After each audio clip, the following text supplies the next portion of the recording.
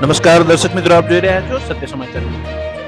દેશમાં લોકસભાની ચૂંટણી પહેલા એક મોટા અને રાહતના સમાચાર આવ્યા. લોકસભા ચૂંટણી પહેલા પેટ્રોલ અને ડીઝલના ભાવને લઈ રાહત મળી શકે. કાચા તેલની કિંમત ઘટી. આંતરરાષ્ટ્રીય બજારમાં તેની કિંમત પ્રતિ બેરલ $80 નીચે આવી. અમદાવાદ સહિત રાજ્યમાં ઠંડીનો ચમકારો યથાવત. નવસારી 8 ડિગ્રી તાપમાન સાથે સૌથી ઠંડુ શહેર. છેલ્લા 3 દિવસમાં 3 ડિગ્રી તાપમાન ઘટ્યું. 7 રેલવે કર્મચારીઓ અને ખાનગી કંપની BIPL વિરુદ્ધ ₹60 કરોડની લાંચના કેસમાં કાર્યવાહી. CBIએ આસામ, ત્રિપુરા, મણિપુર અને દિલ્હી સહિત 16 જગ્યાએ પાડ્યા દરોડા. આરોપી અધિકારીઓ અને કંપની સાથે જોડાયેલ 16 જગ્યાઓ પર દરોડા પાડ્યા. વડોદરા હરણી તળાવ દુર્ઘટનામાં મોટા ખુલાસા.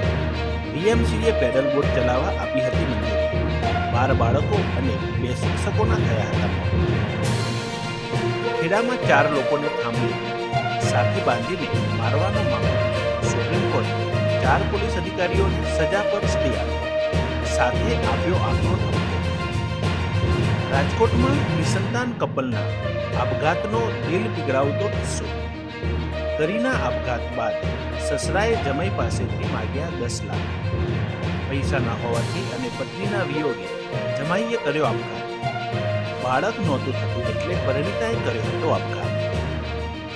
રશિયાનું વિમાન યુક્રેનની સરહદ નજીક ક્રેશ. 65થી વધુ લોકોના મોત. મૃતકો હતા યુદ્ધ કેદી. અપહરણ કરીને લઈ જવાતા હતા.